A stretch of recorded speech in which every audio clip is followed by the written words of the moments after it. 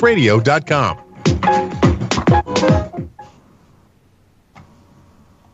The views expressed and the opinions given by the individual host and guest do not necessarily reflect those of this station, the station's network, any other affiliates under this network, or its sponsors. Unless they do, and then we'll totally take credit for them, because this is radio, and that's how we roll. Here we go. News, sports, comedy, politics, everything you would expect in a morning show. Faster than the fastest nightmare. Brighter than the dullest dream. Right here. Right now. The morning show with Uncle Bill. Grab your coffee and hang on. For the next 2 hours, the unexpected will haunt you, entertain you, and drive you absolutely insane. So let's get started. Here's Uncle Bill.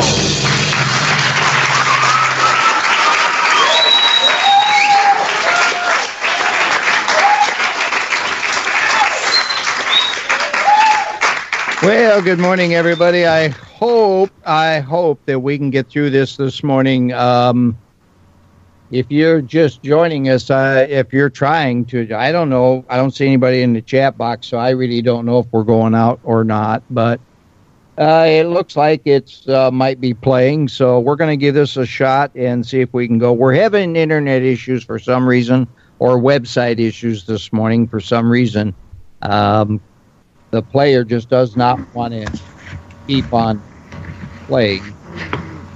And so we're going to give this a shot, see if we can make a go of it. And so we'll be going with the show here in just a moment.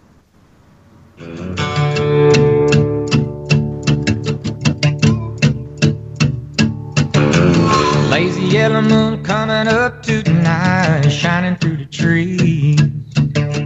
Crickets are singing and lightning bugs are floating on the breeze.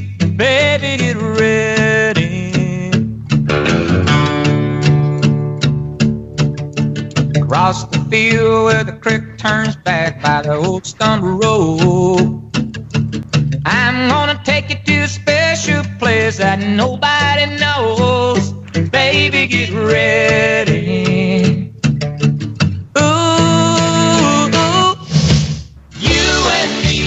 Fishing in the dark, lying on our backs and counting the stars where the cool grass grows. Down by the river in the full moonlight, we'll be falling in love in the middle of the night, just moving slow. Staying the whole night through, it feels so good to be with you.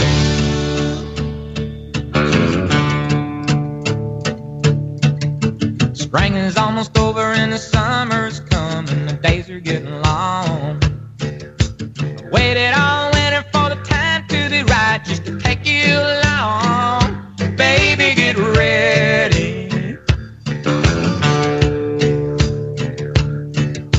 And it don't matter if we sit forever and the fish don't bite.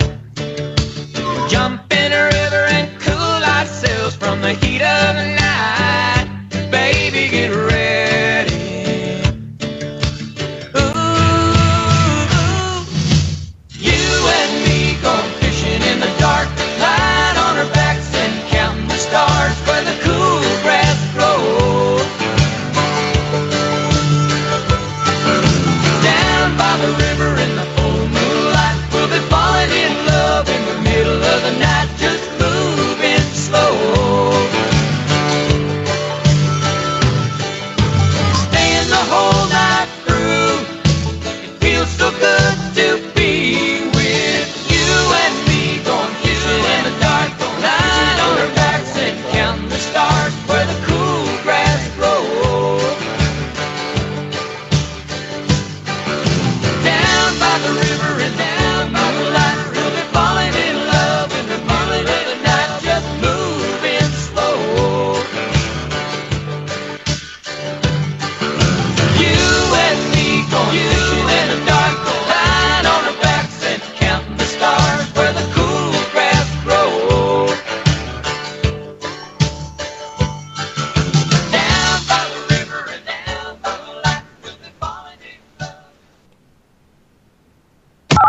Uncle Bill would like to apologize in advance for whatever he may say tomorrow.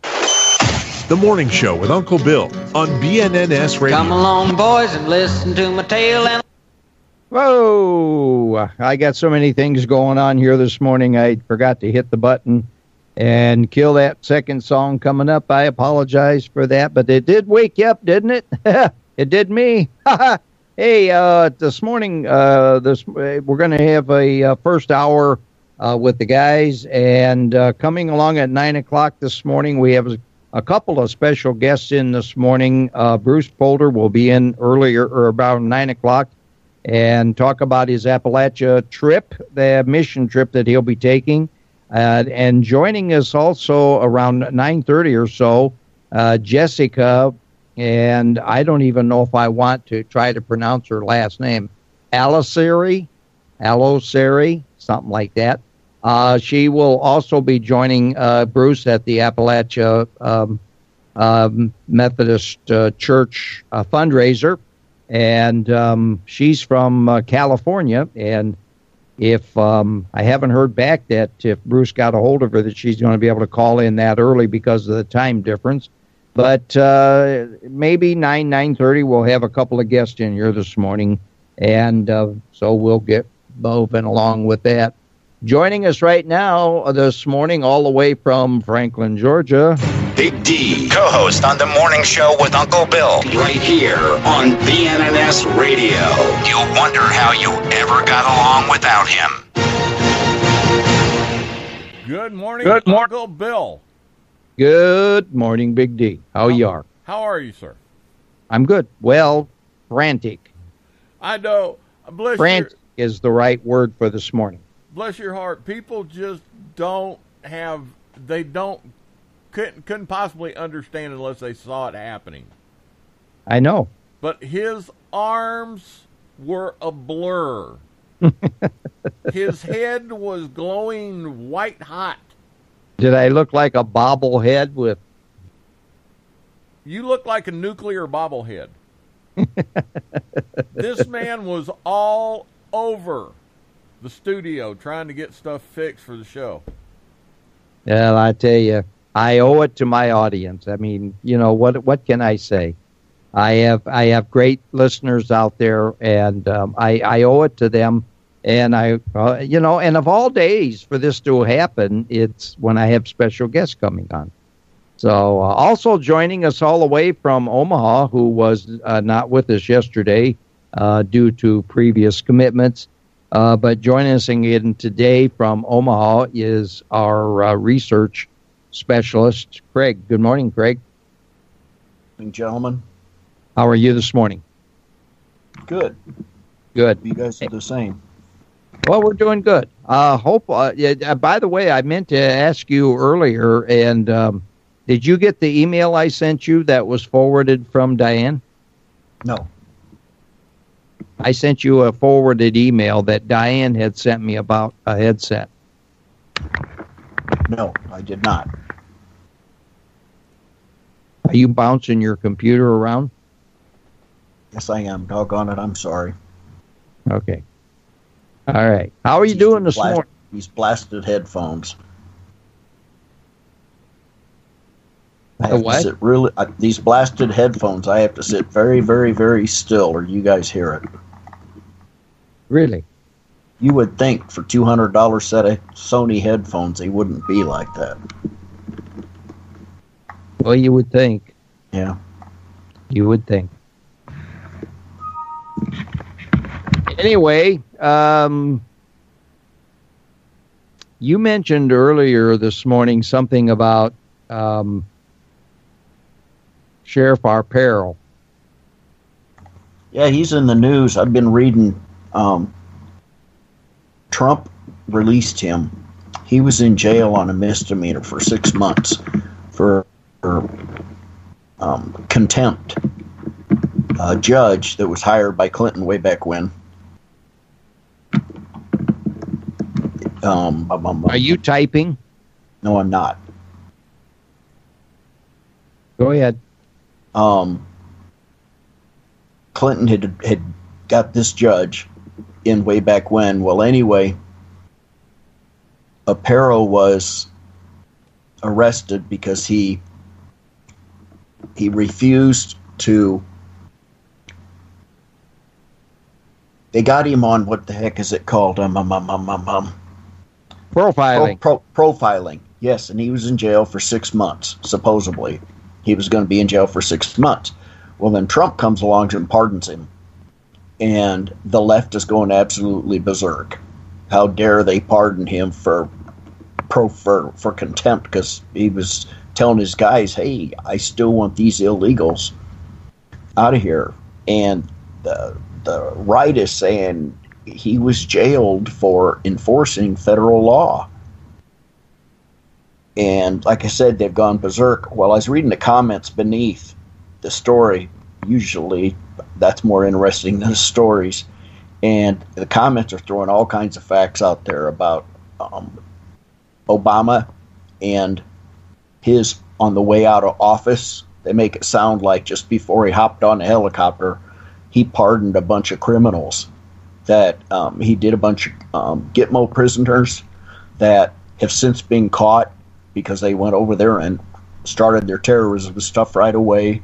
Some drug dealers that Obama pardoned, again, on his way out of office.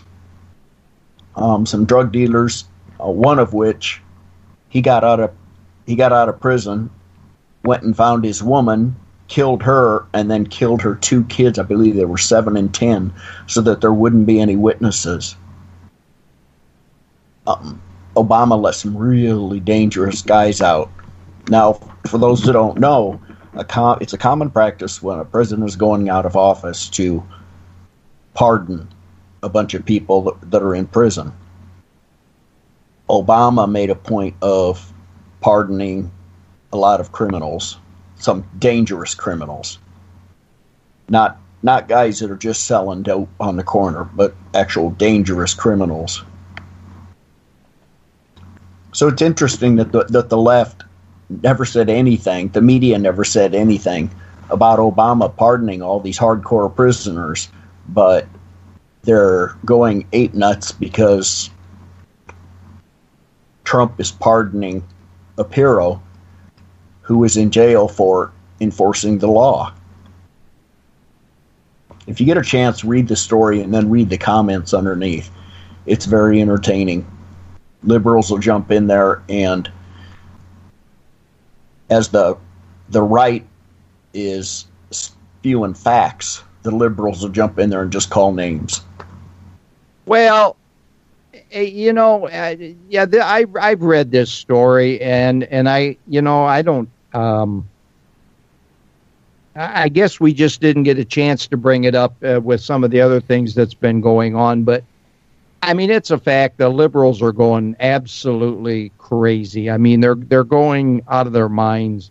They're looking for anything and everything, and now and this take down the statues thing has gotten both sides really, really riled up. I mean, the patriotic people of the country, and there was a mom that went on. And by the way, what is this Facebook thing now with people posting messages on Facebook from their car?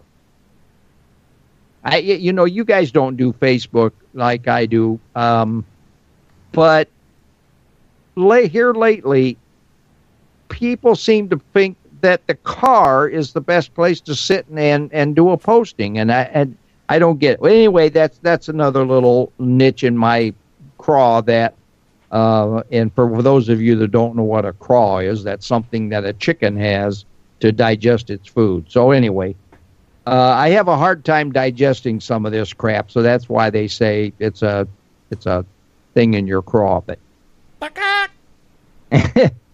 yeah, and but anyway, it's got both sides going wacko. The patriots are coming out of the woodwork, posting, you idiots need to leave our statues alone. This is history. This is my children's future, and we learn from history not to repeat our mistakes, and so on and so forth. So does this mean, I mean, when it comes right down to it, what do the liberals really, really want? Do they want us to take down the Washington Monument? Do they want us to take down Abraham Lincoln Memorial? Do they want us to take down any statue of it? However, wait a minute. We can't touch any statue that has Confederacy written on it, or what about the Martin Luther King statue that they just erected? Are we going to leave that alone? Or let's take down the statues of famous baseball players who are of color, or who may have written history, Babe Ruth. Let's not just stop at certain things. Let's just get rid of all statues. We've gotten rid of the 10 Commandment plaques all over the country and this, that, the other. I mean, where does it stop? We played a video yesterday, Craig, of a woman, a millennial, who got fired for showing up to her first day at work after she was 10 minutes late because she was out partying with her girls. And she went into this rant how we are going to do what we want to do, and you white, well, how'd she say it, Dee? You white male boss. Yeah, something about a white male boss. White male boss. You white male boss, you're not going to tell me what I can do and what I can't do. And I'm really offended and I'm scared. Living in fear now because of this white male boss. And she herself was white.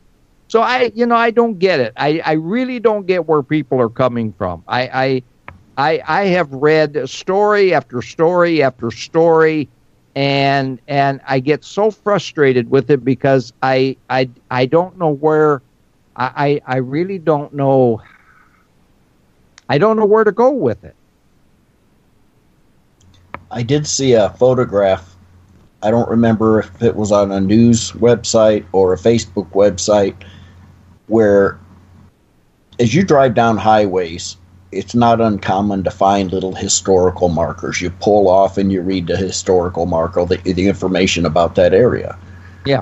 Well, there's a photograph of one where there was a stone about the size of a gravestone, above ground gravestone, and someone had tarred and feathered it, covered it in tar, and then dumped a pillowcase of feathers on it or whatever, out in the middle of nowhere. And I looked for that to be happening a lot more. Or what was the reason? What was it? What was the memorial? I don't know. If it said, I don't recall. But I do see that as happening in the future. Cowardice. Simply pure cowardice. Vandalism. Well, there was a video posted that there was some rally going on, and Antifa came along, and they were going to go into the building, and they were all wearing masks. And the police stopped them and said, "Take off your mask, and then you can go in." And a big to-do got going, and they were taking these masks off these people, or they were being challenged, and people were saying, mask off, blah, blah, blah. And so, again, it's cowardice, because if you have to conceal your face for fear of standing up for what you believe in, but yet you have to cover your face, that's pure, unadulterated, like you said, cowardice. And people that lurk around in the dark at night destroying public property, historical property, that sort of thing. And, all that stuff is put up by somebody. All the statues that we have, the bronze statues that we have located here in Belvedere, was put up by one man with his money, and it was erected in honor of something, and so it now belongs to the city or the county. And anybody that comes along and destroys or does anything at all to any one of those statues should be held liable for destroying public property or government property because it's owned by the government, city or county government. And when you see somebody doing that, police should immediately be able to go in and arrest the individuals that are pulling these statues down and destroying them. But it doesn't seem to be happening. And it's almost like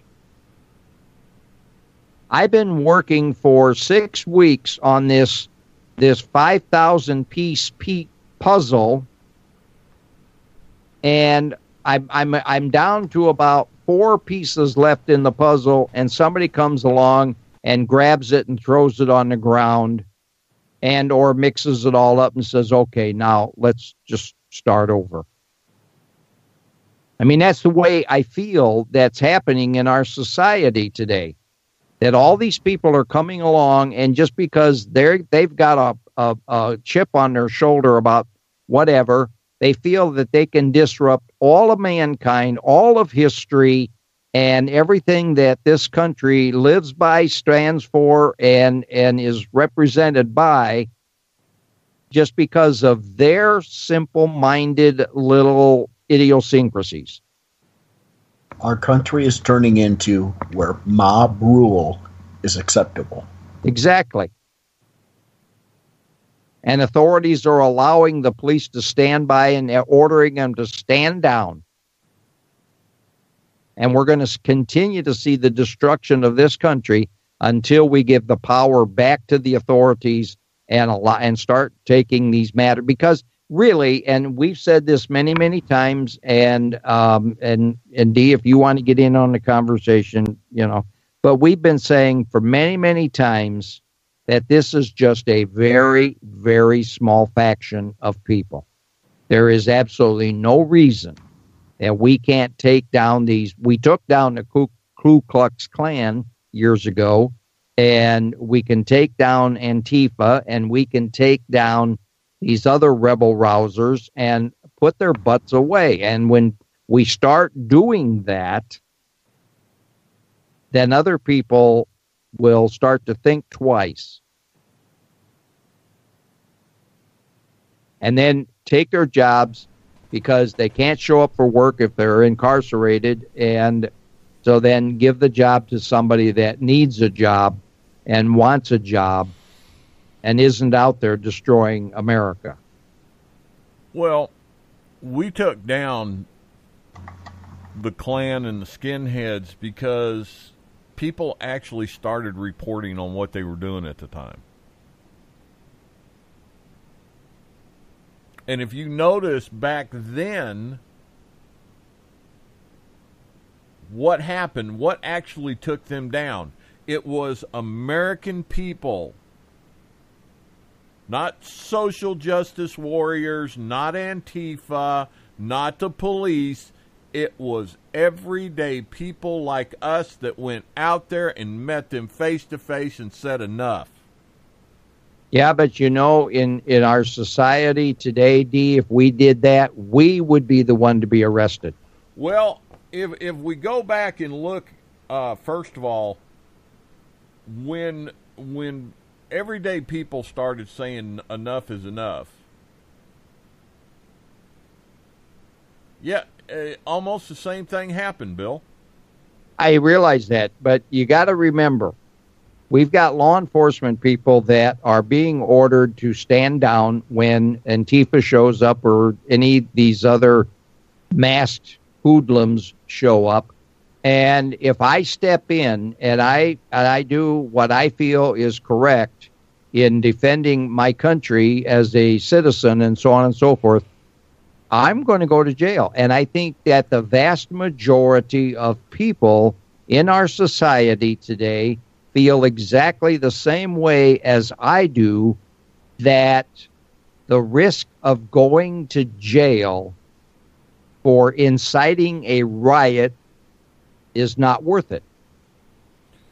Well, and do you want that on your record? At this point, I'm retired. I don't care what's on my record. But the fact is that I agree with you. A lot of people do not want to deal with the legal ramifications. But if given all of the things that I've watched about this, there's not a lot of people, non-Antifa members, going to jail because it's self-defense.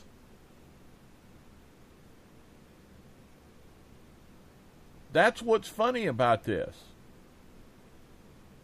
It's self-defense. Because Antifa comes wanting to make trouble.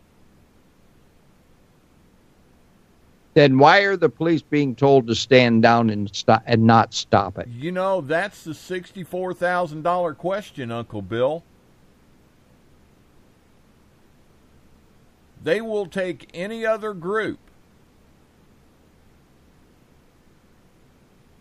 And a little side note, have you noticed now how news is referring to anybody who is non-Antifa as a white nationalist group? It doesn't matter what you're protesting. If you're not a lesbian or transgender or Antifa, you're a white nationalist. It doesn't matter what you're protesting.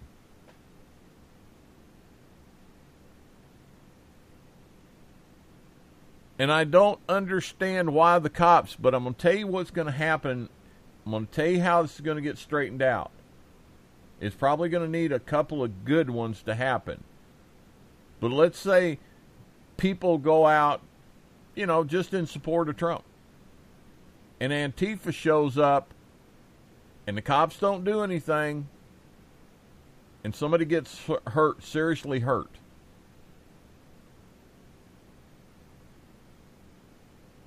Then you find the sleaziest lawyer you can find, and you sue the police department, you sue the city, you sue the county, and you sue the state for not allowing the police department to do their job, consequently leading to your injuries. Well, you talk a good talk. And don't settle out of court. Take it I to know. court. I know you're talking a good talk, but it ain't going to happen. This is why, again, this is one of the questions. Why? Why doesn't it happen? Yeah, you talk about the 64,000. That's it, because I've asked myself that thousands of times. Why? Why are we sitting back and allowing this stuff to happen? We can. All right, we've got people by the thousands all over the country, by the thousands, that are arming themselves. They've taken the concealed carry classes. They're arming themselves. They're walking all over America carrying guns. But what good is it? What good is it for these people to be walking around carrying a gun when the law allows you to protect yourself with deadly force if you feel that your life is in jeopardy? And if a Antifa person wearing a mask comes at you with a club and you have a right to defend yourself, who do you think is going to win when it comes down to going to court or deciding on who gets arrested? Because this guy is not armed. He may threaten you with a club. Is he going to have to bash your head in first before you can take your gun out and shoot him? Do you know right there, let me stop you. Just about. That's what's got to happen. That's right.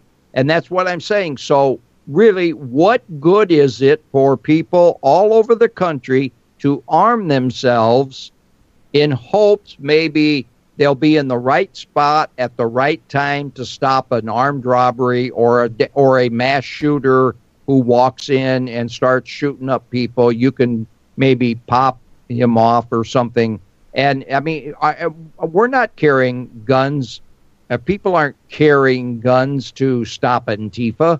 They're not carrying guns to stop the Black Lives Matter or anybody else.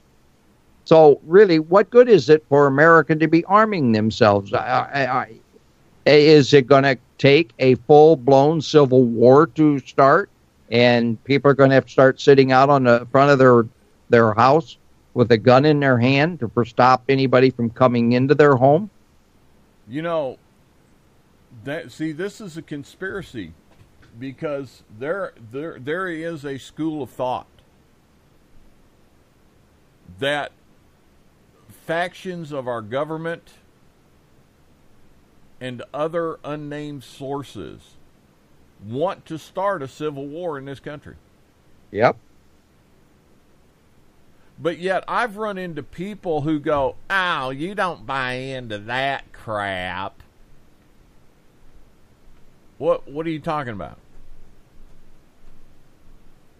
Have you it does not make sense to me.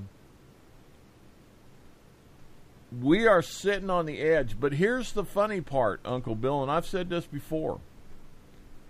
Craig, see if you agree with this. If civil war broke out in this country, who would it be between? The right and the left. I don't even know that it would be that simple. Personally, I don't think anybody knows who the enemy is. We would have a fight with Antifa. We would have a fight with Black Lives Matters. We would have a fight with the Muslims. Who's going to argue? Who's going to have a civil war with who? That's what I'm saying. I don't think anybody knows who the real enemy is. So I'm going to lay something on you right now. We don't have to wait for a civil war. We're seeing the start of it right now. Oh, sure. Nobody can do anything right. Everybody else is wrong. And we have to use whatever extreme measures we deem necessary to get our way.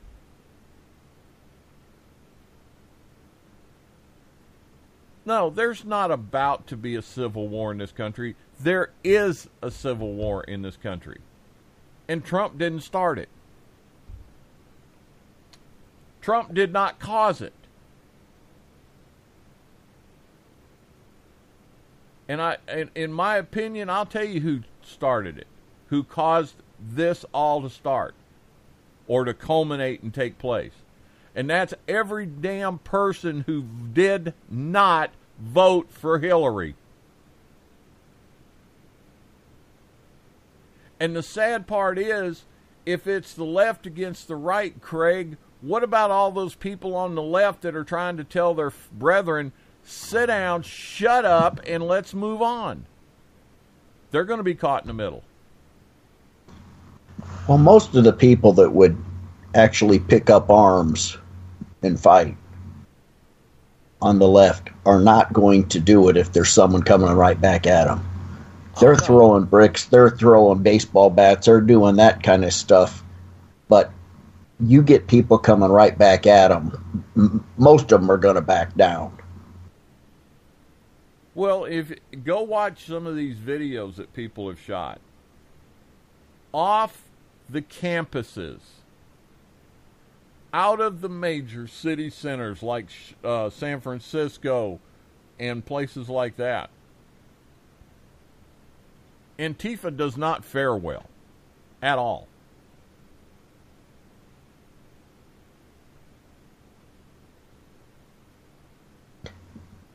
Well, I'm thinking of the protests here in Omaha,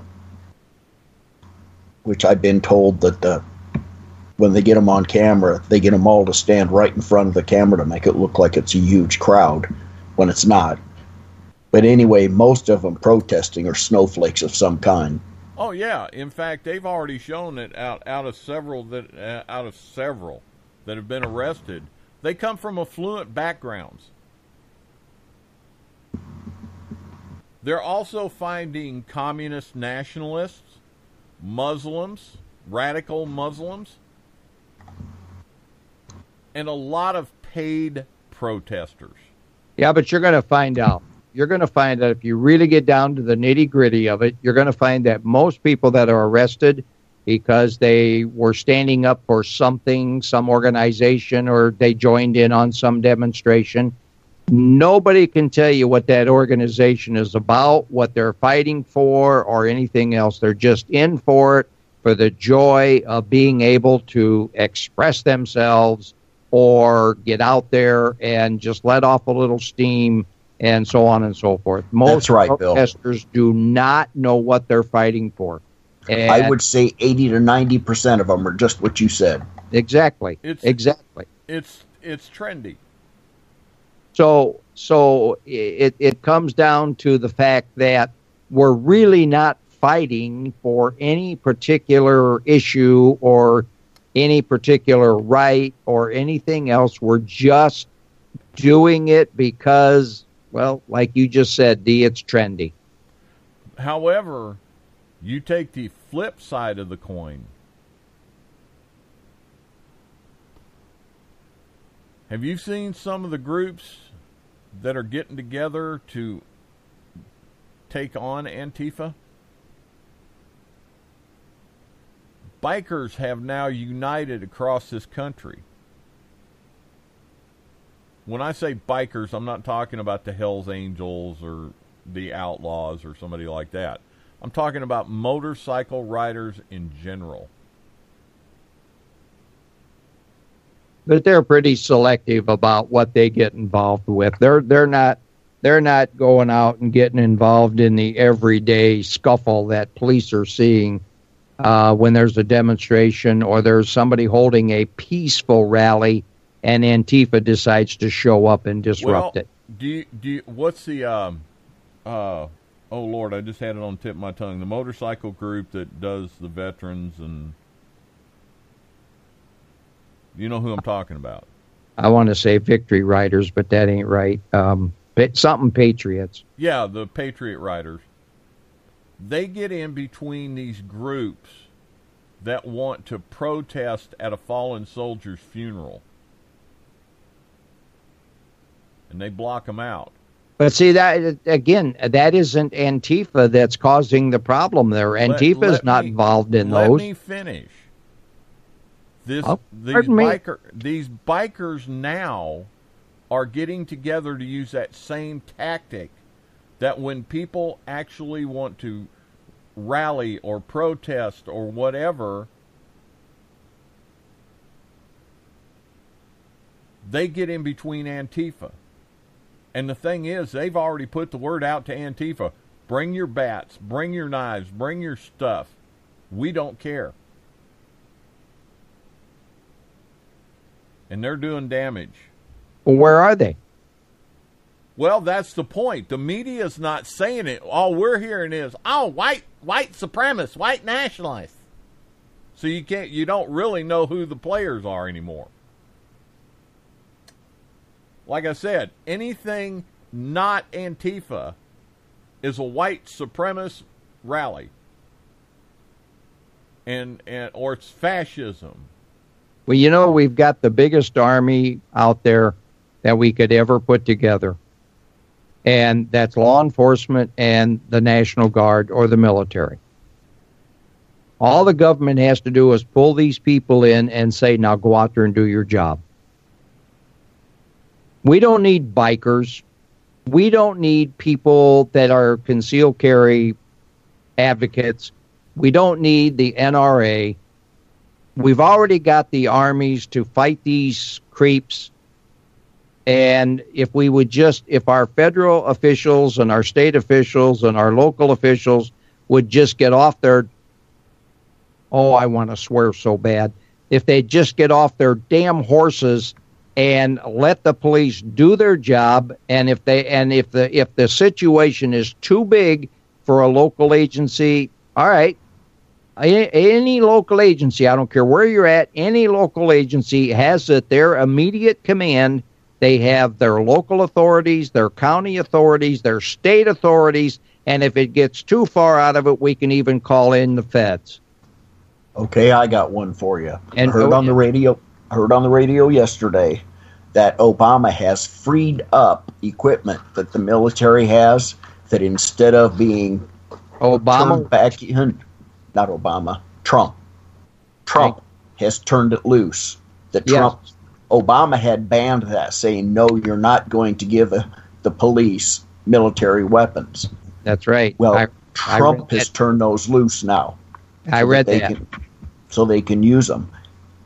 I was blown away when the first one, and I'm thinking it's Ferguson, where these rioters are running through town, looting and destroying everything, and the mayor told the policemen to stand down, let them burn themselves out. And they didn't. They just destroyed this whole neighborhood. How can a mayor do that? Tell them, no, go ahead and burn. Go ahead and tear things up. Bill. Well, the citizens of Ferguson should have immediately joined together and demanded the resignation or impeached the mayor of that community for allowing that to happen. How would you feel if you owned a Quickie Mart in that area, and the mayor told him, go ahead and burn that Quickie Mart and take everything out of it? It's only property. That's what he said. Where did that phrase come from again? Cleveland. Remember that one? No, not at all. The mayor of Cleveland told the police to back off. It's only property. It can be replaced. Yep. What is the logic of backing off? That I don't get. I don't either. And and this isn't a United States problem. This is a worldwide problem. Mm-hmm. This isn't happening just in the United States. I was watching videos over the last couple of days of I forget what country it was that I was watching, where the militants were knocking down a gate, an illegal immigration gate, like Trump wants to build his wall. Do you think Trump will ever succeed at building that wall? I don't. I think he'll get parts of it done. Well, he'll start it, but the left, the Antifa, the antagonists of this country will go and destroy the construction equipment. They'll destroy the construction site. They will lurk in the dark and destroy what he gets started, and it'll never get done. Because they've just but again, this is not happening just in the United States. They're doing it all over the country, all over the world. I'm sorry, and it doesn't seem like anybody can do anything to stop it. Now, in London, they're using water cannons. In France, they're using water cannons, and they're just washing this filth down the gutter where it belongs. But over here in the United States, we back off. Only property. Well, here's the thing. Like I said, I am in total agreement with you on this. But let's just say what has to happen when they catch these people destroying property. They need to come down on them like a ton of bricks. Why? There are some things in the world I don't understand. Well, and I'm usually a pretty sharp guy. Why is it the Muslim, other religions in this country are tore up by all these groups about, government can't sanction a religion. But yet the Muslims seem to be able to do whatever they want. And the sad part, D, is you're not unique. You are not unique. I am not unique. Craig is not unique. There are hundreds of millions of people around this country saying exactly the same thing. They're thinking the same thing and expressing the same thing that you're saying. But here's the difference, Bill, and you touched on it a minute ago. How bad is it got to have to get before people quit worrying about whether they're going to get in trouble? How bad does it have to get before you quit worrying about being politically correct? Because if you wait too long, then it comes down to who's willing to get their hands dirty.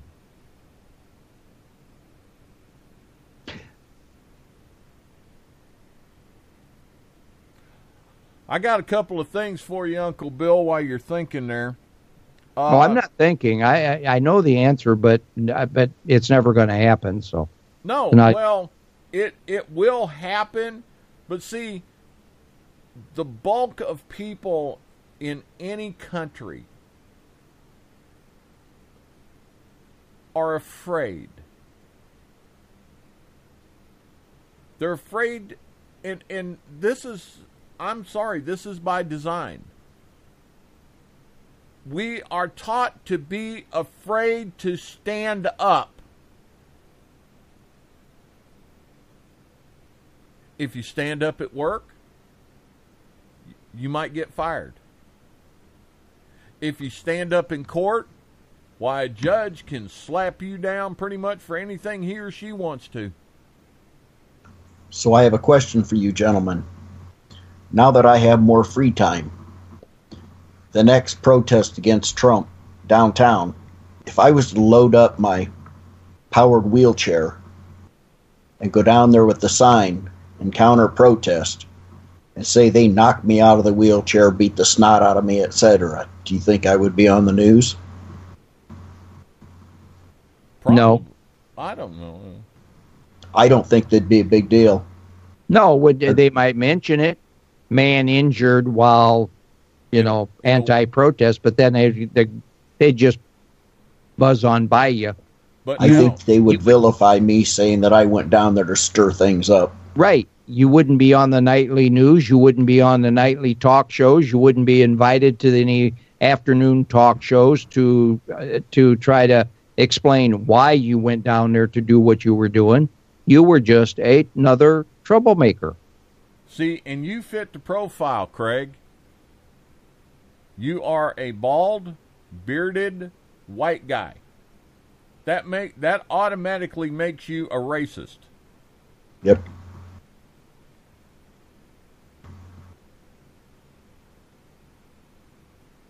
But I still say, and I will say it to anybody that dares allow me to speak before them. All you have to do is step back, let the law enforcement, let the military join with law enforcement and go in and take care of the problem. Yeah, there's not a doubt in my mind that we have in our hands the authority, the documentation, the paperwork, whatever you want to call it, to get the job done. But our hands are being tied by ignorant, stupid leadership in this country who are afraid. And now, we do have some mayors. I want to give credit where credit is due. Credit is due. We do have some mayors that are willing to stand up and say, you are not doing that in my town, blah, blah, blah. They may not have the full support of their city councils or their state legislator, whatever, but there are people that are willing to stand up and speak up and act up for what is right. However, they get their shoes pulled out from under them, just like Sheriff Arparo, for example. There was a sheriff who was in for a number of terms, and he was doing a wonderful job of getting criminals off the street and keeping them off the street. And once they went to his prison, they came out a better person than when they went in, because things were so tough for them. And I don't have to repeat this story. You all know it. But things were so tough on them in prison down there. Nobody wanted to go back there. So recidivism in Arizona was down to 3%, where everywhere else in the country it's up to 75, 83%. And so what did they do? They take the man out. They don't reelect him because he's hard on the illegal immigrants.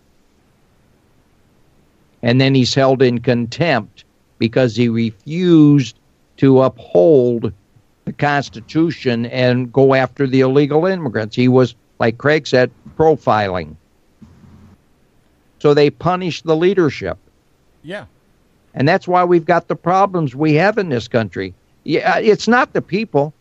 It's really not the people of this country. There are hundreds, like I said, hundreds of millions of people out there that think, feel, and act exactly the same way you and I think, feel, and act. And I could get a lineup of people standing outside my door. Any one of the people in the audience out here would be willing to sit down to a microphone and say exactly the same thing we've been saying. But the problem is, it all falls on deaf ears. When was the last time you got a call from any government official, D?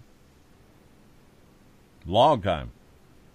Craig, when have you ever gotten a call from some government official for voicing your opinion as to what is the right thing to do? Never. Never. Neither I'm 55 years old. I've never had a politician talk to me. Neither have I.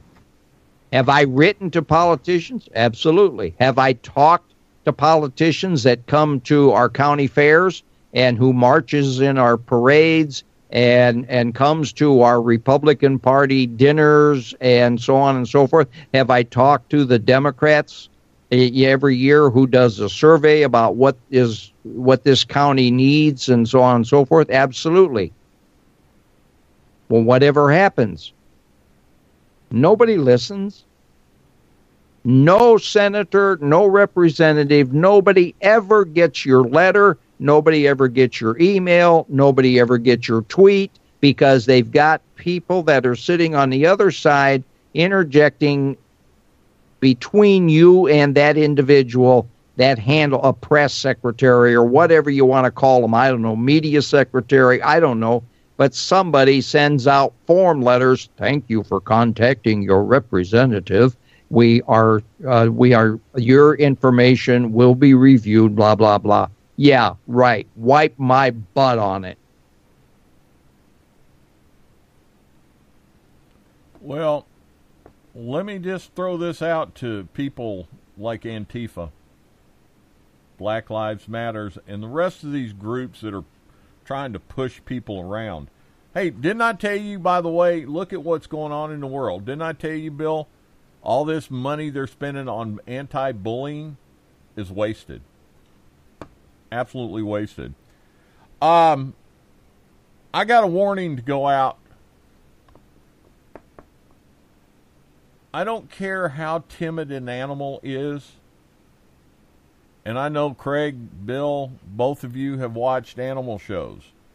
Have you ever noticed that if cornered or forced into the position, even a meek, mild-mannered animal will fight back? Don't ever get a rat cornered. A lot of animals will run away, but don't corner them. Because when you corner them, you're going to find out they got teeth and claws.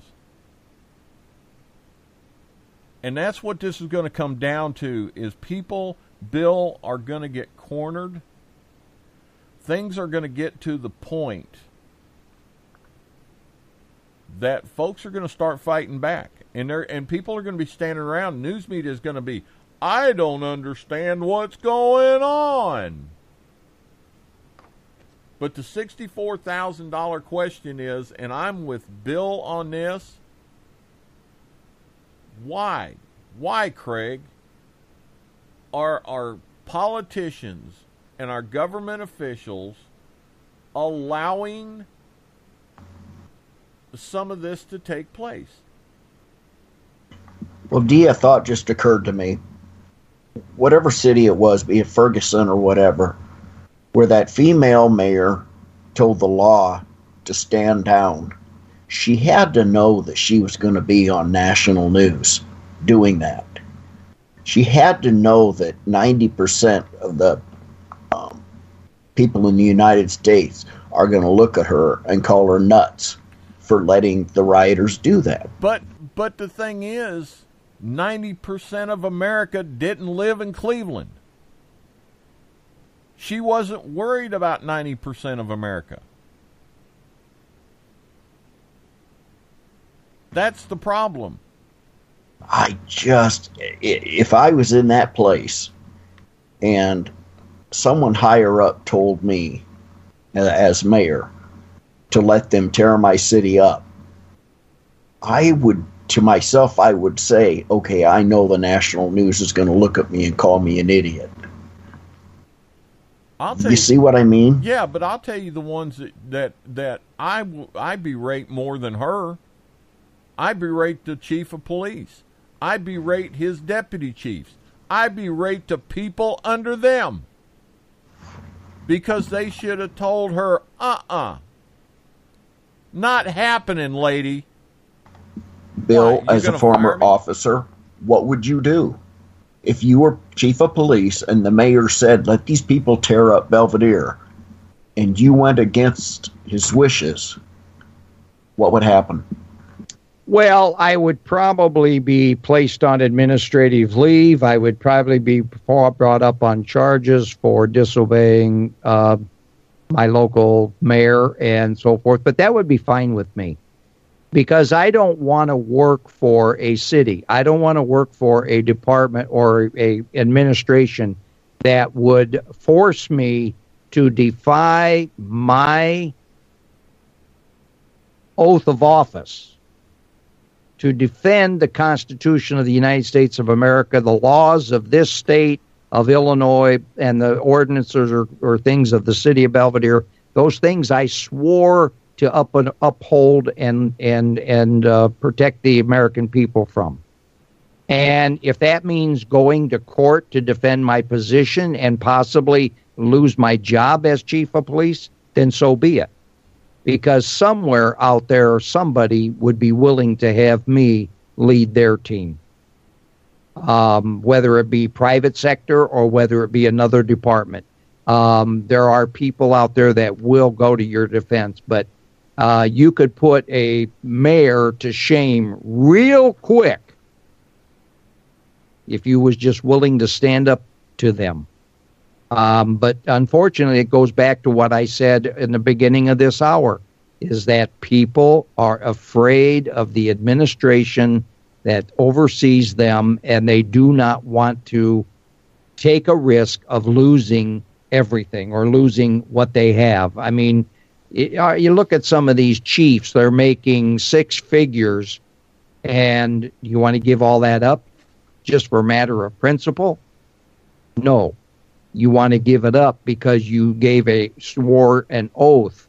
Now, there's somebody that could turn around, like Dee said, and sue the police department. One of those business owners should have taken whatever they had left and sued the police department for failing to uphold their oath of office and protect their business and their lives. Their lives were in jeopardy. If they stood in front of their store and defended their property. Because and here's a typical response, and I've heard this. Well, we understand you lost your business, Mr. Vallant, but you have insurance. It can be replaced and rebuilt. That's true. But how many times is it going to be before? How many more times am I going to get my shop burnt and tore up before I can't afford the insurance? Well, and if your business is targeted, nobody's going to insure you anyway. Yeah, so all they've got to do, then Antifa or these special interest groups, all they have to do is make it publicly known that your business is targeted. You have nothing. In Ferguson, what happened, there was I know for a fact there was one Quickie Mart kind of place that they got their insurance money and ran. Yeah. They did not rebuild in Ferguson, and I want to say there were other businesses too, and the people from that neighborhood were screaming bloody murder because they didn't have any businesses in their neighborhood. Yeah, they had no place to shop. All the convenience stores that were in their locale were gone. Markets were gone. They didn't have transportation to get downtown to the big stores. And do you know what topped it off, what made it even worse? And they still haven't sued. They found out that a large number of the protesters were bussed in. When Ferguson was over, they got on buses and left. Real quick, before the top of the hour, in Omaha, Nebraska in the 60s, there were rioters. The blacks rioted for civil rights. They burnt their end of town. They didn't go anywhere else. They burnt their end of town. And here it is, 2017, and you can drive down the main drag, and you can still see all these businesses that used to be there that are all boarded up now. They drove businesses from their end of town. They didn't go over someone else's and tear it up. That'd be like me tearing my house up to protest what the neighbor's doing over there. And it makes no sense. And then whine about, oh, they won't do anything for us in our side of town because fill in the blank. Well, how many times has our federal government built projects, as they call them, affordable housing for Section 8 housing? Yeah, Section 8 housing, only to find them destroyed and become crime-ridden neighborhoods. Don't get me started on that. Here in Omaha, they've done that. They built really nice houses. They broke up the projects. They built really nice houses, Section 8, and you drive through that neighborhood, and there's all kinds of Cadillacs, Lincolns, very expensive vehicles parked in the driveway. Just infuriates me. Oh. Here I am driving a 2002 truck, trying to make ends meet. And they're down there in Section 8 housing paying $70 a month to buy this house. It just infuriates me. We had a housing project here in Atlanta some years ago. They complained and whined, oh, it's everything down here is so bad and they won't take care of it. So finally, Fulton County spent $42 million. Went through new windows, new doors, new carpets, new hot water heaters, everything. Within the first 6 months, they had to spend another $1 million repairing windows, hot water heaters. Well, let's see. One story was a woman got mad and hit her hot water heater with a hammer, and then called up and complained because it wouldn't make hot water. Well, a lot of these situations too, and we're not talking about any one particular culture or race, because the projects or the Section 8 housing encompasses a lot of the different cultures. However, but what happens is these people, like Craig said, they want to drive their caddies, they want their iPhones. They want their cigarettes, they want their booze, and they don't have enough money. So what do? They rip out the air conditioners, they rip out the water heaters, and they sell it for the money, so they can go buy more. And then all of a sudden, then pretty much the authorities step in because their children are now living in unsafe conditions because they don't have any hot water for a bath. They don't have air conditioning in stifling wet temperatures. And whose fault is it? It's their own, because they take their own stuff and sell it for more goods. And it's just a vicious cycle. And we keep giving and giving and giving. And it's like you got to think of it in a sense that you're raising your children. And when your children do something wrong, you punish them. You take away things. You take things away from them. You take away their privileges. But in this our society, that as we call it a society, we don't do that. Because we don't want to become a third world country.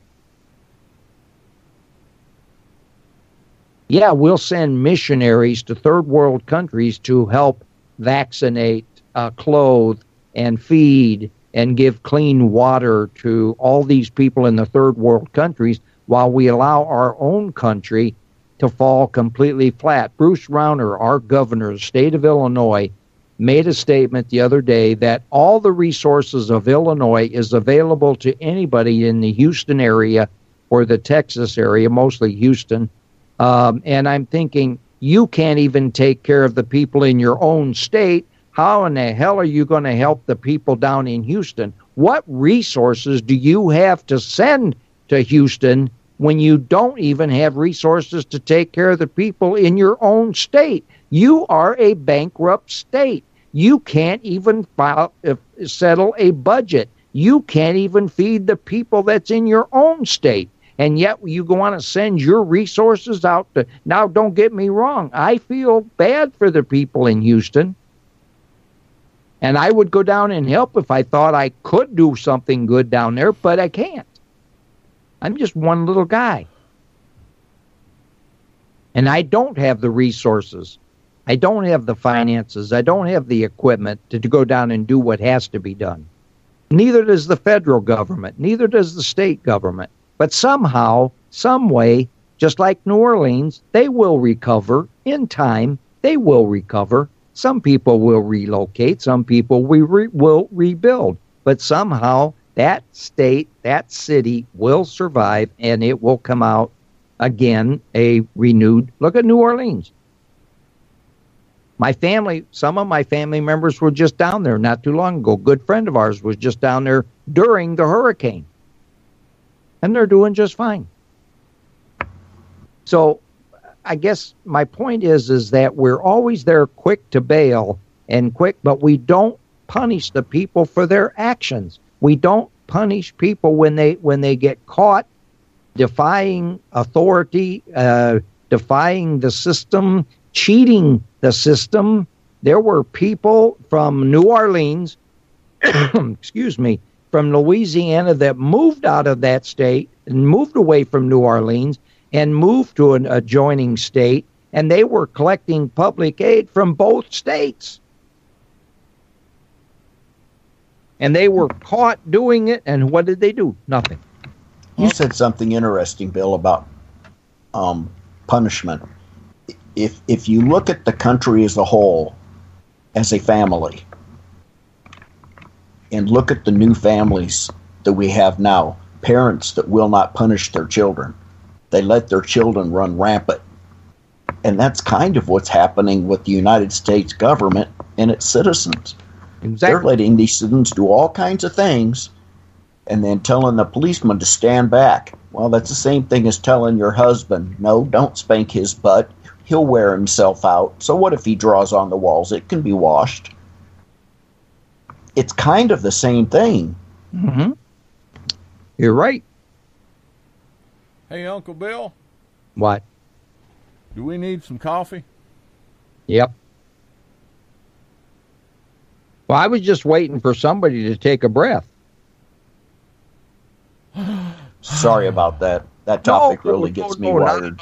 When we come back from the break, Craig, you wanted to bring up another topic, because I'll tell you, we could go on ranting all morning over this issue.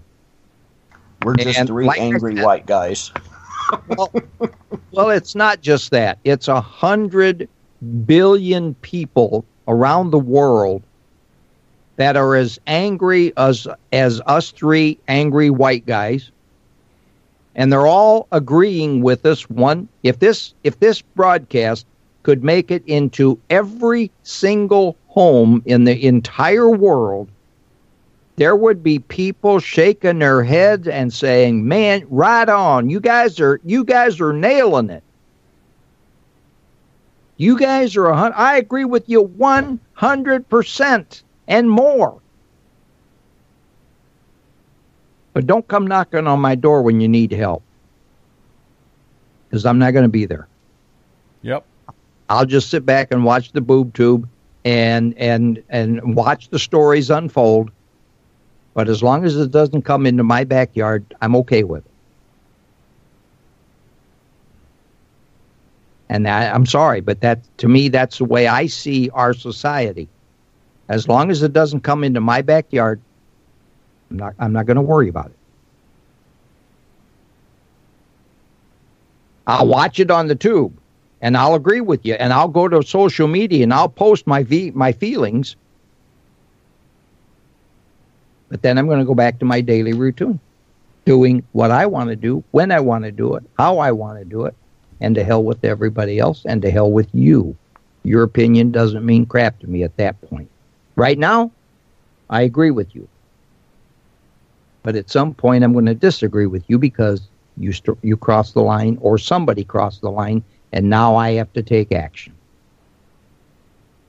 Oh, we shall be back.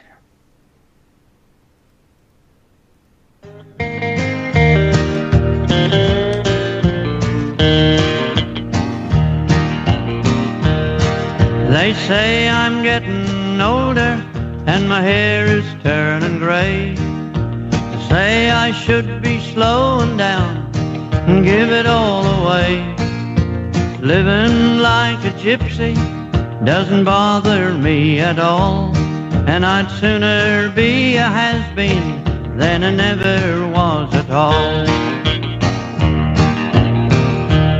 Now I could have been a shearer, and I could have been a vet. Could have been a lot of things, but this much you can bet. A man can sit there hanging like a picture on the wall, but I'd sooner be a has-been than I never was at all. Oh, I'd sooner be a has-been than I never was at all. All my life I had a go, really had a ball. If you don't climb the ladder, mate, then you can never fall. And I'd sooner be a has-been than I never was at all. Hey.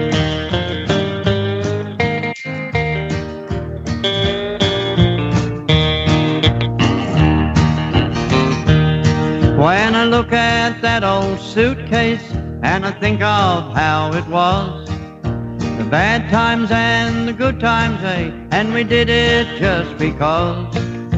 I know I had to try it, and today I'm standing tall, 'cause I'd sooner be a has-been than I never was at all.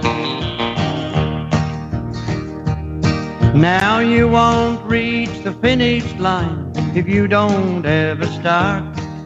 You'll never live and you'll never love if you don't have a heart.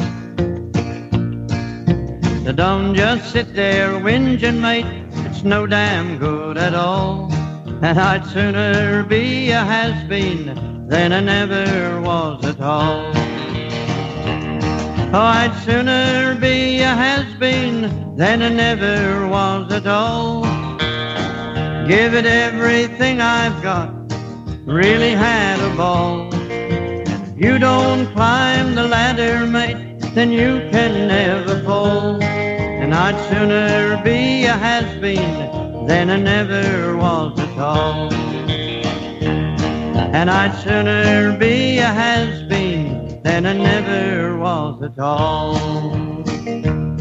Oh-de-dee, oh-de-dee, oh-de-dee.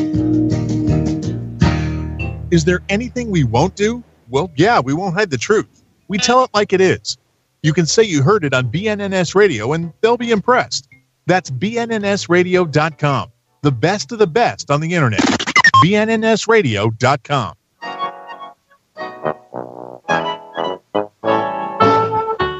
Rattle, rattle, thunder, clatter, chug, chug, chug. If this is how your car is sounding, you need to call 815-544-0537. That's right, my friends. Belvedere Auto Clinic, located 301 West Locust Street, Belvedere, Illinois. Call and ask for Tom. He can make your car run like new. That's right. Belvedere's best-kept little secret is Belvedere Auto Clinic.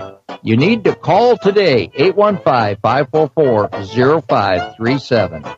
Come on, do it now.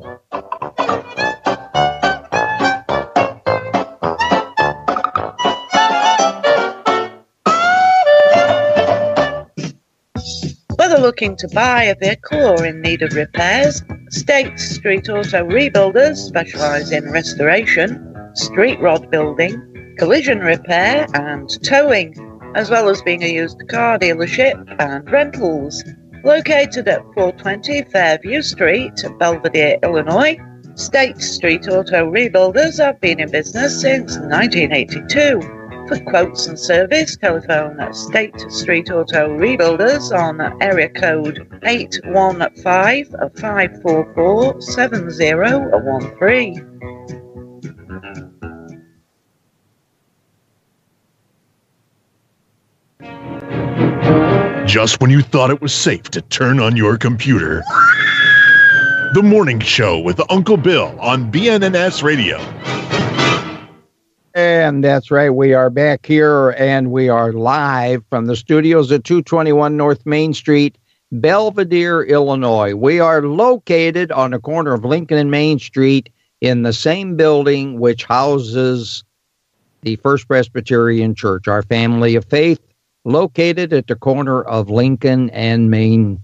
A lot of good things going on at the corner of Lincoln and Main, and we invite you to join us here every Sunday, whether you come in person or whether you join us here on BNNS Radio. We do live broadcast our worship services, and we invite you to join us either way. We'd love to see you in person, though, because then we can give you a big hug and show you that you are welcomed, included, and loved. But our radio studios are located off the parking lot at our family of faith, and you're welcome to stop by and make faces at me through the glass. That's what a lot of people do. They'll walk through the room and they'll make faces at me in the glass as they go by. Well, which is okay, because that's what it's all about. Puts a smile on my face, puts a smile on their face, and that's all we care about in this society. Also, during that break, we brought the Rattle, Rattle, Thunder, Clatter, and that comes by way of Tom down there at Belvedere Auto Clinic, and almost got my sponsors mixed up there. But the two work hand in hand, so what difference does it make, right? But don't tell Tom that, because Tom, but Tom's Tom, okay? Tom. Anyway. Stop down and see Tom. If for no other reason, stop down, get a quote, stop down, let him fix your car, change your oil or whatever, and help keep your car running new. And they are brake specialists down there, because they have changed more brake lines and fixed more brakes than anybody I have ever witnessed. I'm telling you, it seems like almost every other day I go in there, he's doing a brake job, a brake line. I never knew brake lines really broke that much on a car. I mean, I've driven cars I'm 72, started driving when I was about 12 and 13 years of age. Wasn't supposed to, of course, but I did. And because you could get away with it back in those days. And we lived in a town that only had one cop, and all he did was sleep. So we got away with it. And, but I've been driving ever since then, and in my entire driving life, I've never had a brake line break. I've never had a brake line go out. Oh, I've had to put brake fluid in a master cylinder, of course, but I've never had one really go out. But for some reason, Tom gets them. He changes so many brake lines and does so many breaks and so on and so forth. Well, of course, see, nowadays people change their brakes more often because they're speeding. They're idiots.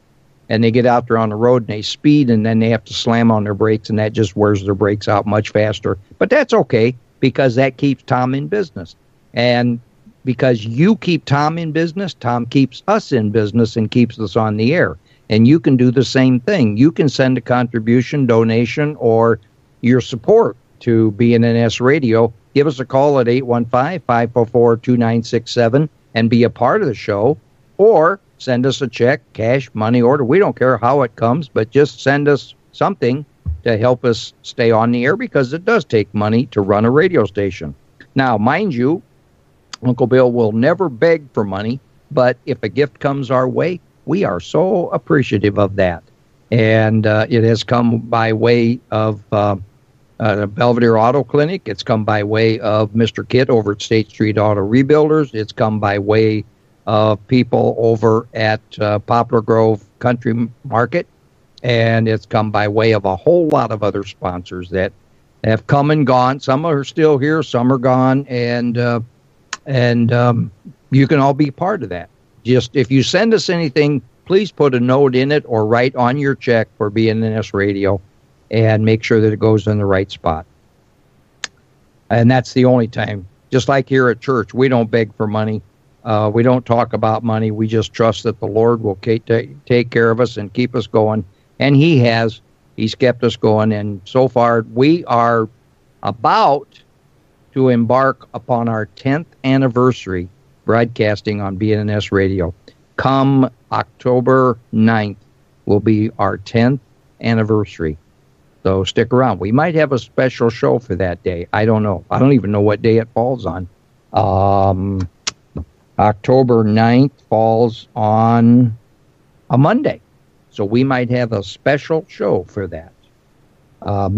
Now, that's not, Big D hasn't been with me that long, but we've been broadcasting on BNNS Radio for that long. It'd be close. All right.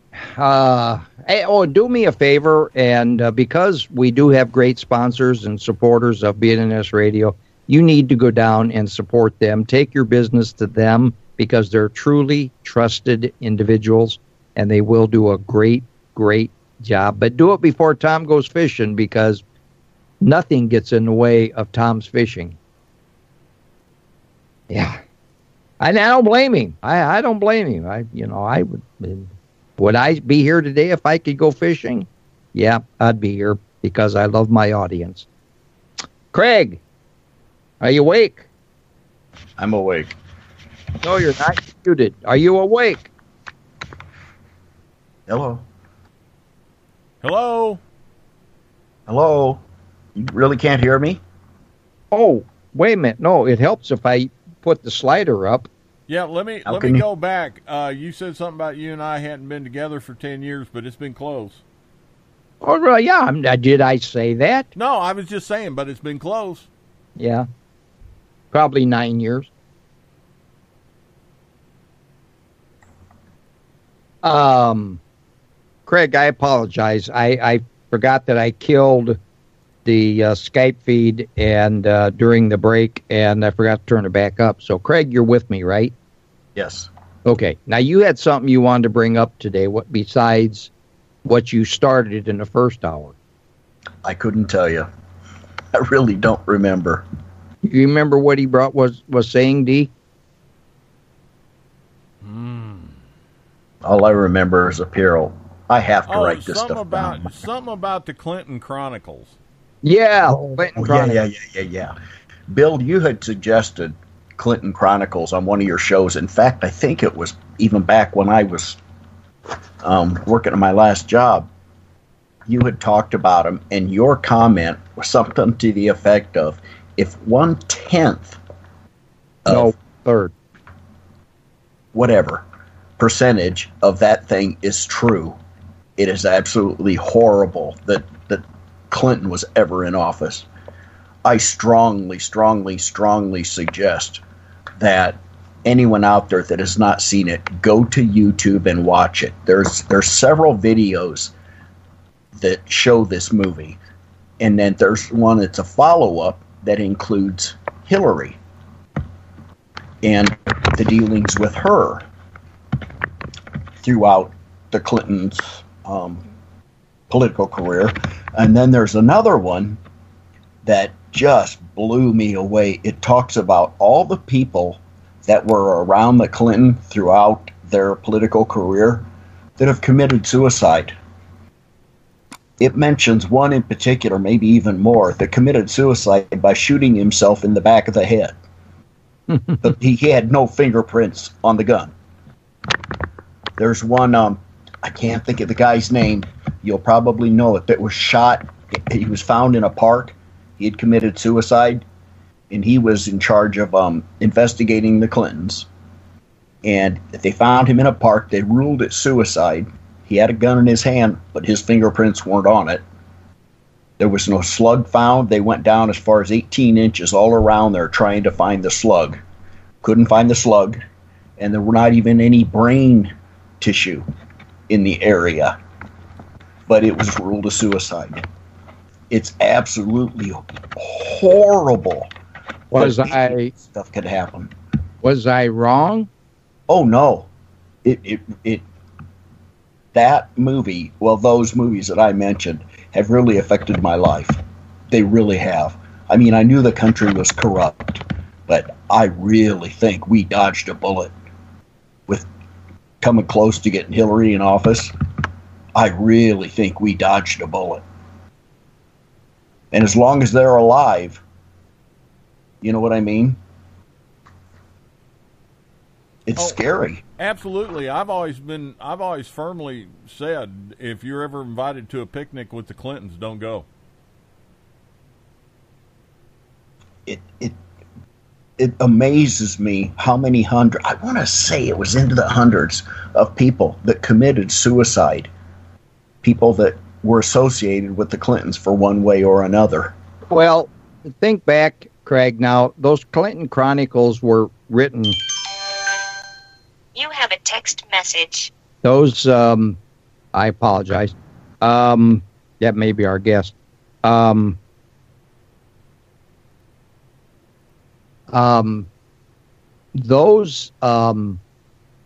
Clinton Chronicles were written many years ago, or that video was done many years ago.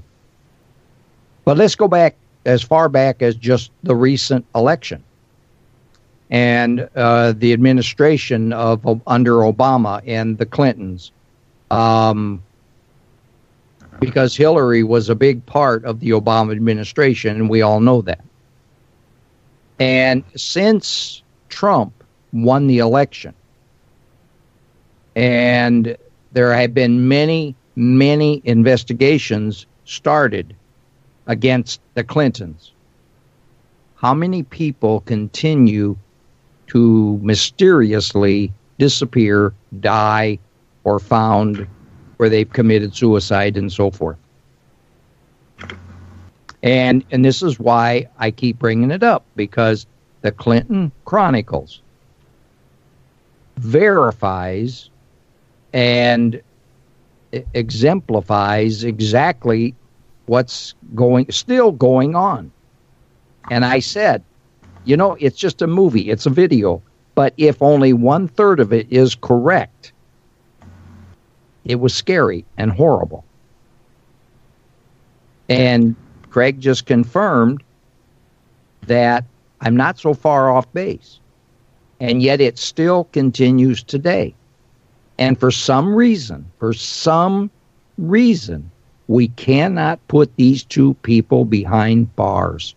And I know, I know our governor, and I've said this before, I apologize for repeating, but I'm telling you that our governor did nothing more than tried to sell his seat when he became governor, his Senate seat. All he did was try to sell it. And he's still sitting in jail for it. But the Clintons and Obama have committed so many crimes against this country. And for some reason, we can't seem to get them put behind bars. As great as people think what's his name? What's that great senator that likes to... Gowdy? Huh? Gowdy? Gowdy. Senator Gowdy. How many people just jump up and down with joy when they listen to this man attack somebody during a hearing? He's wonderful. He's great. I love the man. I love to hear him. But he cannot get anybody behind bars. Why? Why? I would vote him president right now. I would too. Well, I would. The one thing, and I've asked this question before, what is it that the Clintons possess that caused so many people to ruin their political careers, go to jail, or wind up dead, and yet people are lining up to serve the Clintons?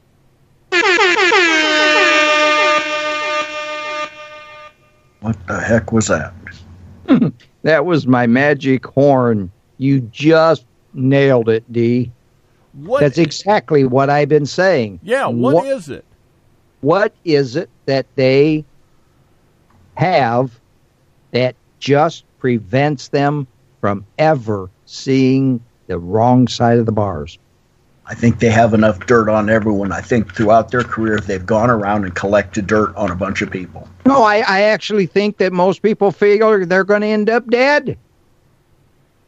But too many people that's gone after them and gotten close enough end up dead.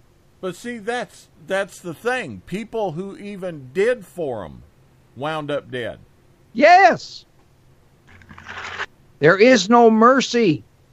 And nobody seems to know how these people die. Oh, yeah, they do.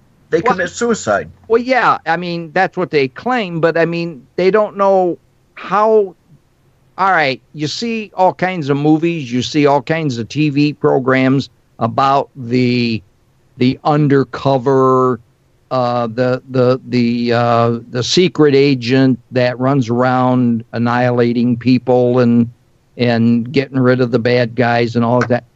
And yet, in our society today, with everything that we have, all the surveillance that we have, all the ability that we have to follow, I mean, they're more concerned about following you on Facebook and what you're posting, and hopefully might catch you being a pedophile or some little trinky little thing like that, which I'm not saying pedophilia isn't a serious matter, but they're more concerned about that than catching the people that are killing our politicians and our witnesses and just that and the other. And I just don't get it. I do get it, but I guess I don't want to get it because it's horrifying that in a modern society that we have today, that this kind of stuff can still go on and everybody just turns their heads. I would like to know whose head rolled when Hillary lost the election. You know someone lost their life. Yeah. You know some people really, really, really got dealt with. I would, whether they died or not, I would just love to have been a mouse wherever Hillary went to listen to how many real bad butt chewings there went on. I mean, the way she treated people just for doing their job, can you imagine what these people caught that was on her campaign committee and her campaign advisors and so on and so forth? Can you imagine the strife that they must have dealt with? That's why I say some people had to die over it. Just the looks on the announcers, the news announcers' faces that night while it was going on, they were dumbfounded. Oh yeah, well they already had their scripts all written up for the victory of the Clinton victory, and now they had to scratch their heads and going, "Whoops, what do we do now? We don't have a script for Trump winning." And that's the reason that Trump is being, and this is where I agree with Big D for once. I agree with Big D is that this is all because Trump won. we wouldn't be seeing these riots. We wouldn't be seeing the tearing down of statues. We wouldn't be seeing all this Black Lives Matter, Antifa, and all this crap going on because they would not allow it. Not saying the minds of people would change, but the Clintons wouldn't allow it. No. Well, not only that, and the thing about it is our side, if you want to put it like that, wouldn't go at things like they're going at them now. Because I think most people on this side of the fence understand what happens if they let's just play the what if game for a second. What if they were to originally somehow got the election overturned? And they said, okay, Trump's not the president, Hillary's the president. This country would have exploded. It would have ripped itself apart. Worse than it is now. Might not be riots in the street, but this country would have tore itself apart.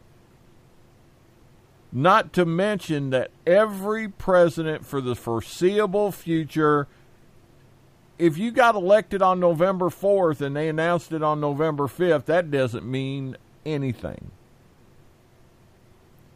And it wouldn't mean anything if you were sworn into office come January 20th.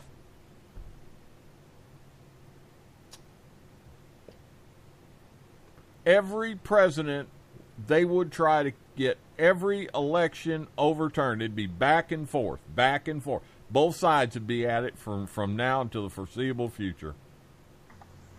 I have sadly predicted that Trump will never finish his term. He will be either impeached or he will be assassinated. Well, he has what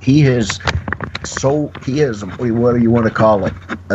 Backwards from so many corrupt politicians that he's either going to be impeached or he'll commit suicide. Well, the thing is, I disagree. I don't think Trump will ever commit suicide.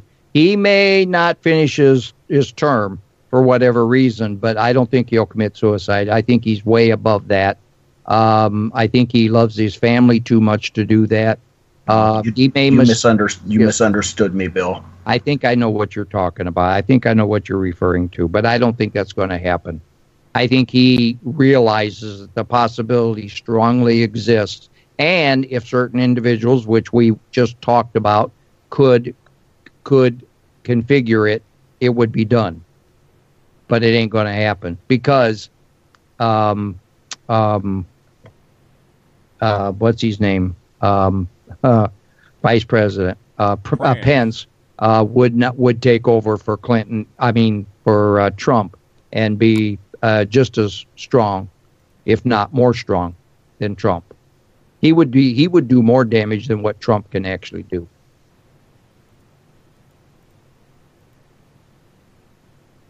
And if there was a way that they could gain control, then there's no doubt in my mind. But there's no way they could get control. They'd have to take out Pence, and it would almost have to come down to a designated survivor type of a situation, type of scenario, which, by the way, starts September 27th. The new season begins, and I can't wait for that to begin. That's my favorite show of all time. Wouldn't you think that if something sadly happened to Trump, that, say, he was assassinated, wouldn't you think that the country would explode? Oh, I absolutely. So I think the world would explode. I think Young Fung Looney Hoon would shoot a missile immediately. By the way, did you read where he just shot another missile over the country of Japan? Yes, I did. And that is a pretty strong statement, if you ask me. And not only for Japan, but for the Trump administration. I think they're testing Trump to see what he's going to do with that kind of a message. So, yeah, no, I agree with you, Craig. I think the country would go absolutely berserk. I think the world would go absolutely berserk. Because right now they've got too many people, I think, personally, I think too many people are holding their breath with Trump. And I think he's secretive enough, because even when he delivered his plans for Afghanistan, or his press conference for Afghanistan, he said, I'm not going to tell you how many troops I'm sending or when I'm going to do it or what I'm going to do. I'm just going to tell you I'm going to do it. But he doesn't give away his plans like the other administrations we've had, where they'll sit and go to a press conference and give them almost a detailed layout of exactly what's coming. And Trump isn't that way. Nobody really knows what Trump is capable of doing and what he's willing to do. Do you? Honestly, do you know what he's capable or willing to do? No. I hope that he stays true to what he's doing now and does not let them bully him around. Oh, I don't think they will. I don't think they will. I don't think he'll allow it. Look how many people he's fired. When's the last time you ever saw another president come into office and 2 weeks into his administration, he starts firing people because they're not doing their job according to his expectations? One guy takes a job, and what did he last? 24 hours or something like that? Week. Who was it? A week, and that was that was the Italian guy. Yeah. Did you see the Saturday Night Live piece on that? Oh, it was a riot. Every other word was a beep. Scaramucci. Yeah. Oh, he's taken a beating since that happened. But I mean, when is the last time you ever saw that in an administration? Well, the biggest problem I think we're getting is again, we go back to it. It's an old song, it's same verse. The media is not telling you what's going on. There's a ton of stuff happening, and we're hearing 10 or 15%. I'll be surprised if we're even hearing that much. Yeah, I mean, every time you turn around, we hear about how bad the economy is, and the very next story you read is about how much the stock market's up, how many people have gone back to work. I think the tally is he's put more people back to work in 6 months than Obama did in 4 years. Did you see when they were covering on the Weather Channel, when they were covering the hurricane going across the Gulf, striking the Gulf Coast of Texas? Did you see the piece where they said that you can expect gas prices to go up?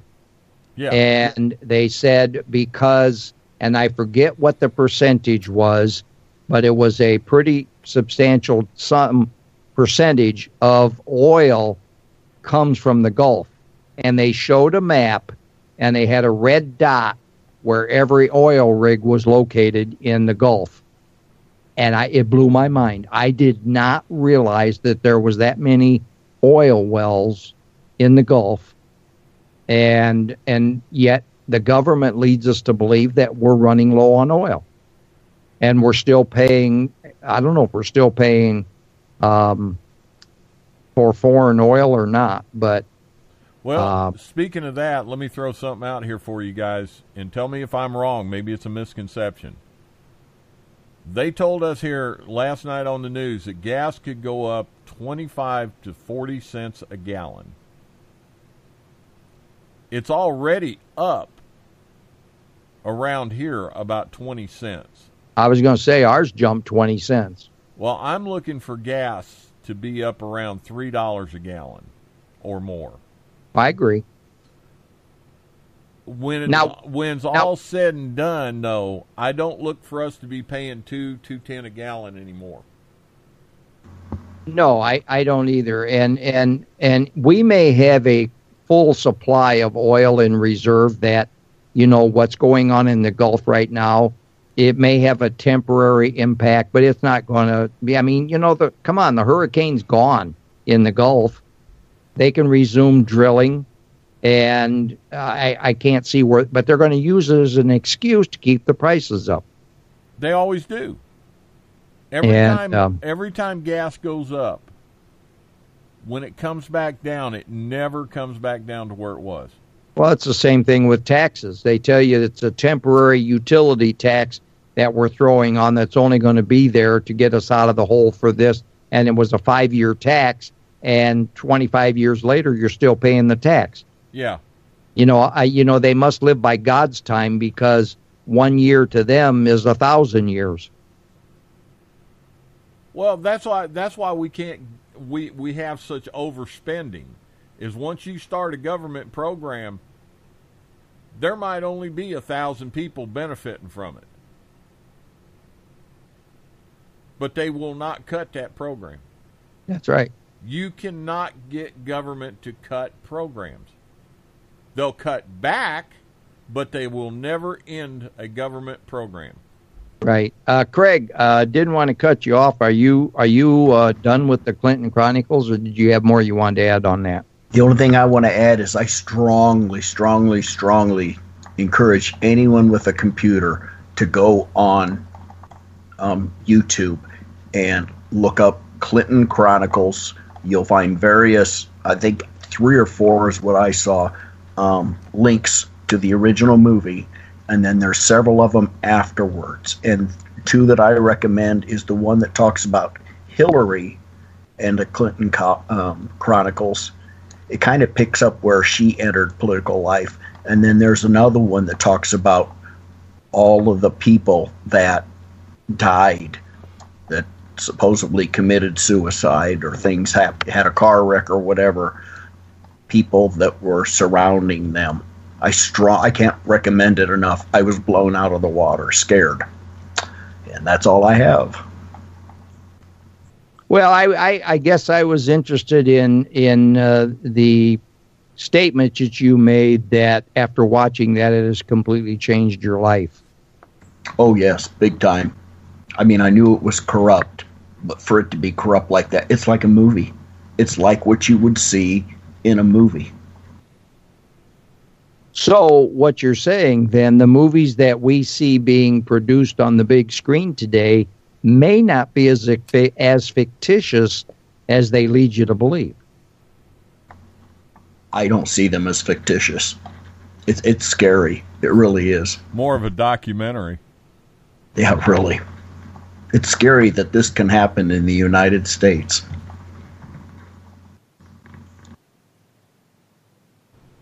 Well, that just goes to show the naivety of people, and that we really, really, really don't know what's going on. We think we know what's going on because we have major media. And we think we know what's going on because we have talk shows, just like this one, that tells us what's happening, or in their opinion, what's happening. So we think we know what's going on. Hell, we can't even agree on what the scriptures say. We can't even agree on Christianity, Buddhism, Muslim, or Confucius, or any one of them. We can't agree on God. How in the heck are we going to be able to expect people to agree on an American or a world administration that makes sense? I mean, we don't have it. It is so far beyond a comprehension that there's just no way. We just live every day in the dark, and we go about our lives as if everything is perfect. And because in our own little world, it may be perfect. It may be going very well for some people. Some people make a lot of money. Some people don't make a lot of money. They live comfortably. Some people don't live quite so comfortably. But they're peaceful. They're happy. and they get a handout here and there, or they're just comfortable living their private little life. Because how many, and again, I don't want to get too strung out on this, but it's come down to we don't even know who our neighbors are anymore in this country. We don't even sit on our front porches and visit with our neighbors. We don't sit on our front porches and enjoy life because life, unfortunately, has taken a drastic change. And we live in the dark. Big D, sum it up. 5 minutes, 3 minutes, 4 minutes. Well, I can't, I'm like MC Hammer. I can't touch this. Not after that. But have you seen those movies, D? No, but I'm going to. I'd be very interested in your opinion after you see them. Well, listen, before we get out of here, I want to go back because Uncle Bill wanted some stuff for today. Here's some quick stuff for you going back to our original topic. University of Colorado Springs has approved a flyer going out that says veterans should be banned from four-year colleges. This flyer is issued by something called the Social Justice Collective Weekly. According to this, the pamphlet claims that many veterans openly mock the ideas of diversity and safe spaces for vulnerable members of society. Many veterans utter the mantra that they do not see color, although veterans socialize themselves into the military culture that is of a white supremacist organization. Now the military has become a white supremacist organization. As a result, veterans have become permanently tainted. By the way, when you going to get your white hood out and wear it for the show? I'm having it dry cleaned as we speak. Yeah. Okay. Let's see. They later claim the veterans have an overwhelming presence in the classroom that can distract other students. This is true of vulnerable individuals such as... Now, I'm going to read what this pamphlet had on it. This is now the group of vulnerable people. LGBTQQI2SAA.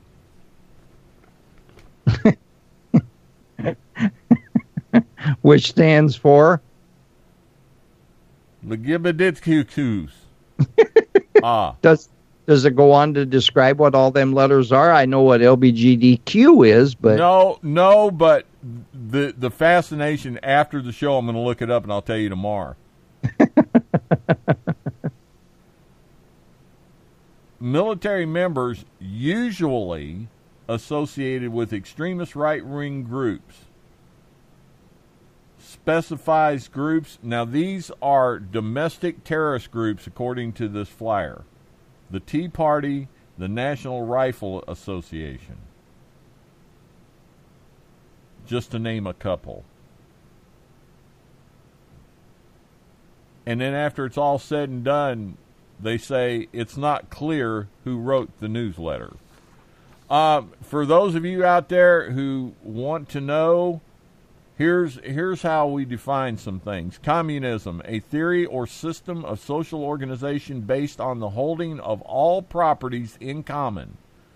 Actual ownership being ascribed to the community as a whole or to the state. Did you by chance look up Antifa and what's the two words I asked for yesterday? You wanted socialism and totalitarianism. No, it wasn't.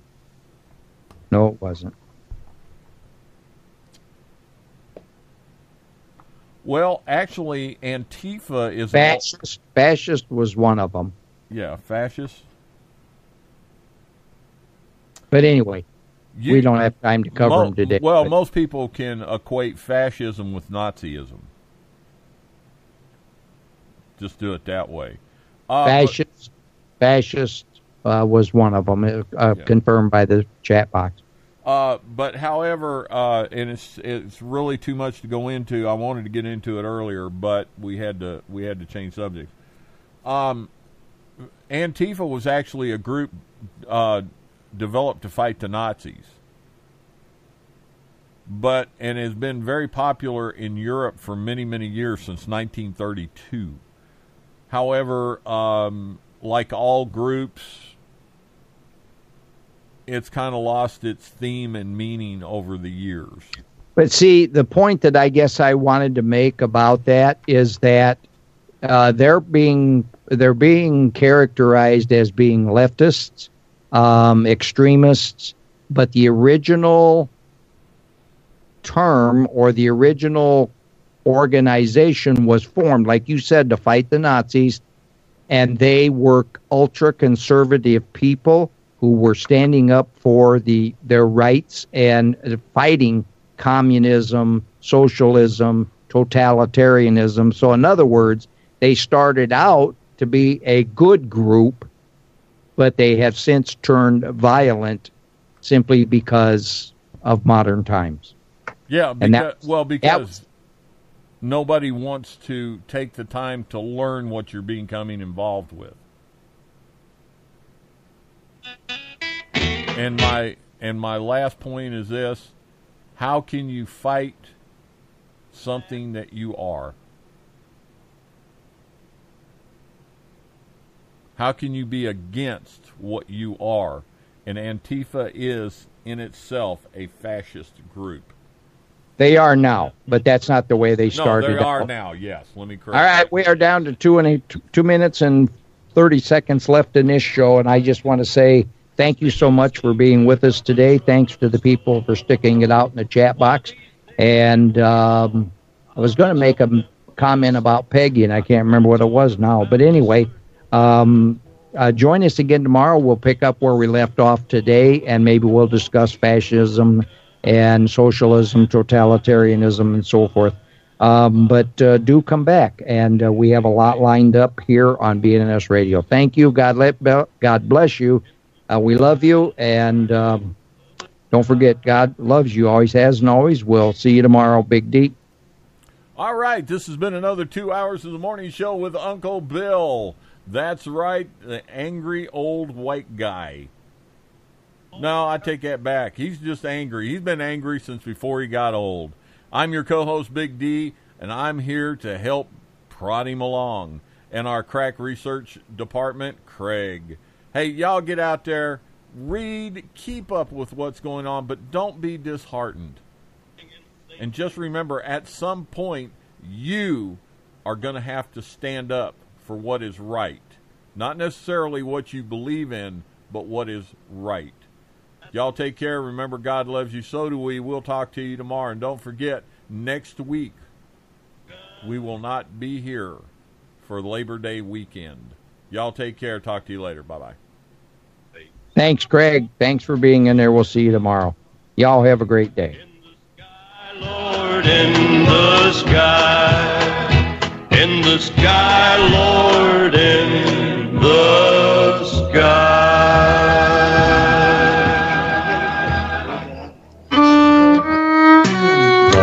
You're listening to Belvedere's Network News and Sports Radio, bringing you the best in Internet radio. That's BNNSradio.com. All day, every day. BNNSradio.com.